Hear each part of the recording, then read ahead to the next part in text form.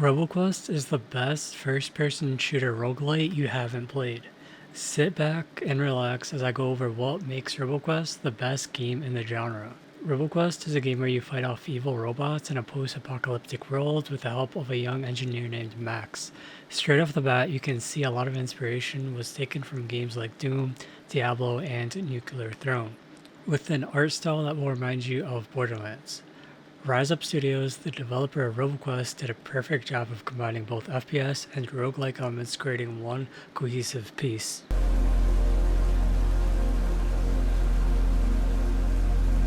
In each run, you'll obtain a variety of perks, upgrades, and weapons that are all viable in their own way.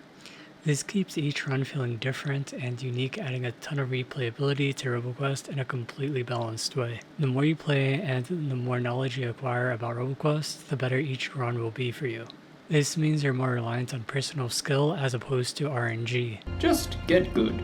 There's also the ability to unlock Guardian difficulties, which really test players looking for a challenge, starting from Guardian 1 and maxing out at Guardian 4. For these reasons, Roboquest has the best gameplay you'll find in the FPS roguelike category, allowing for hours and hours of fun to be had. Hopefully, sometime in the future, they can add a wave-based mode like the one Gunfire Reborn has.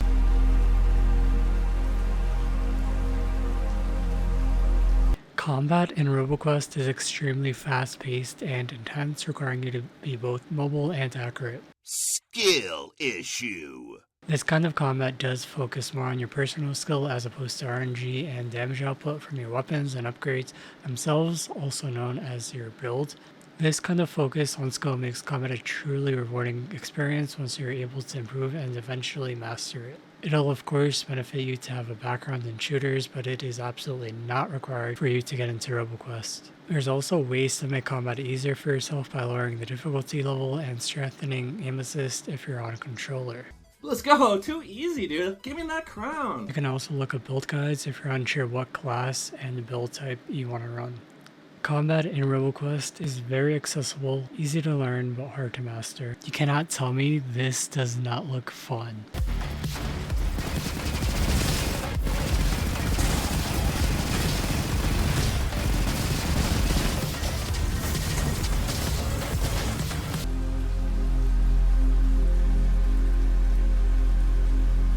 The movement in Roboquest takes a lot of inspiration from Doom, where everything is fast-paced and based on movement. You can double jump, slide in any direction, use grappling hooks, and jetpacks. Your first impression of the movement of Roboquest may be that it is really simple, but don't let that deceive you. It takes a lot of patience and time to really get the hang of. This type of freedom just begs you to go as fast as you can, and it may even tempt you to speedrun. Gotta go fast.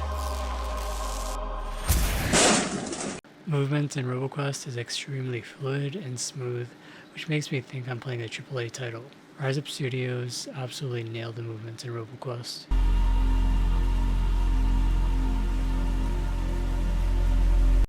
In Roboquest, there's a large variety of weapons you can find, which are all viable in their own way, whether you are using precision rifles for high critical damage, rocket launches for insane explosive damage, or submachine guns for ultra fast fire rate. There's something here for your playstyle and build.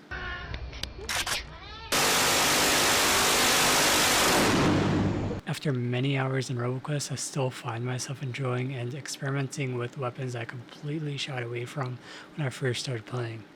There's not many FPS games that can get this right, and it's honestly impressive that Roboquest nailed the sandbox side of things. It's honestly hard for me to choose a favorite weapon in this game. If you have a favorite weapon in Roboquest, let me know down in the comment section below. If you're enjoying this video so far, be sure to drop a like and subscribe if you want to see more Roboquest videos like this every week.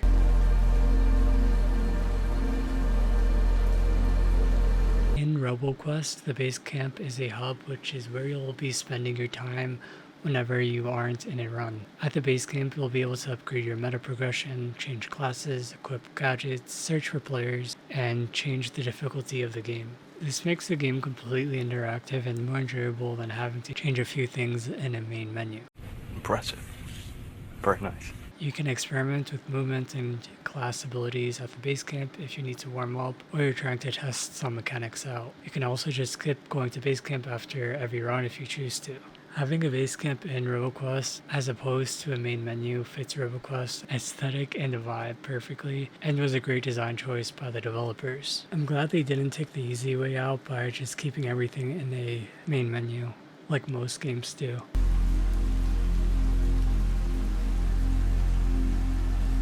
The story is about a young scavenger girl named Max who finds hope in a world where humans live scattered throughout a desert, struggling to survive in the year 2700. Max finds a guardian robot, knowing that with the guardian robot on humanity's side, it can give them a chance against the bad bots that have taken over the world.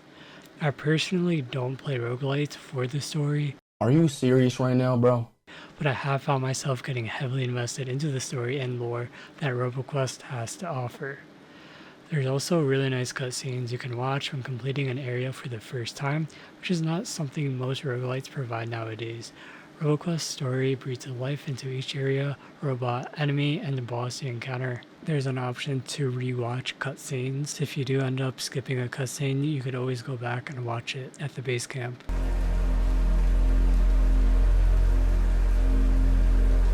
RyseUp Studios did a fantastic job with Roboquest's comic book cel-shaded art style and vibrant aesthetic. The art style may remind you a lot of Borderlands, but Roboquest does it better. I'm better! I am better! There's even the use of onomatopoeia, which are the words that pop up whenever you perform an action during combat. The aesthetics of Roboquest may make you think the game will be a breeze to run through, but quickly proves otherwise, speaking from experience. Traumatized. The aesthetics of Roboquest fits the upbeat, hyper vibe that RyseUp Studios were aiming for and done it at a top tier level.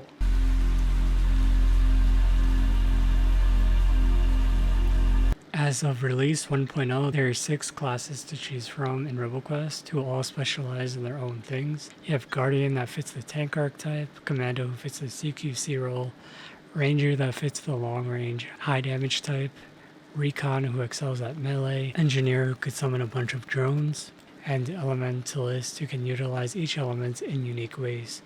There's a class for different playstyles which allows for a ton of build potential and customizability with endless possibilities. You can either follow a build outline or experiment and come up with something unique to you. Roboquest competitor Gunfire Reborn has 10 classes, which over half are locked behind a paywall. So it'll be interesting to see how RyseUp Studios chooses to approach future class editions. Seeing how half of the classes in Roboquest are unlocked via quest, I wouldn't be surprised if they keep that aspect going forward.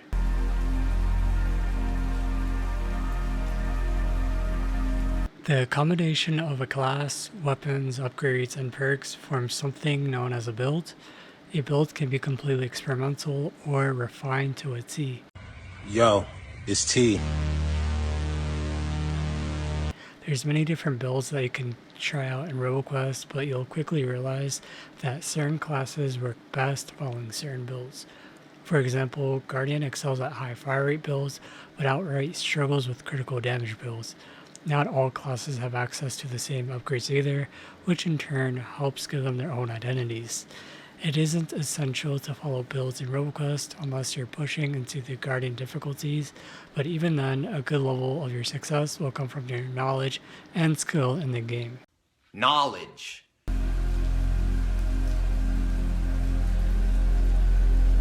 The developers of Roboquest, RyseUp Studios, are really active with the community and have been constantly updating the game since early access.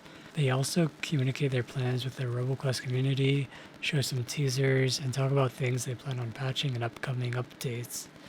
This is not something you can find too often in the gaming industry, and is something I've come to truly appreciate in this day and age. The developers have done a great job at creating a wonderful game with a very welcoming community to support them. They have an active Reddit forum and a Discord server, which I'll be providing links to both down in the description below. Roboquest was my favorite game purchase in 2023 and is my favorite game going into 2024. There's just so many things that RyseUp Studios does right that it's hard not to recommend Roboquest to all of my friends and viewers. There's so much replayability, fun to be had, and potential that a $24.99 price point is completely justifiable, as anyone who is a fan of FPS games or roguelites, or even both, will get their money's worth. I've even found some users on forums claiming that Roboquest is their first first-person shooter game. It's just a shame that Roboquest has yet to achieve the popularity and respect that it deserves.